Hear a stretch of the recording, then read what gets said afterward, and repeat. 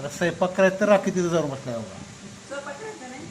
खरं की बाप, बाप. तर बसायचं निवांत. राखी काय चालेल तुझं? जेवायला करायचं नाही का? अरे राखी आणि जेवायला आहे का नाही आज? असंच बसायचं आहे?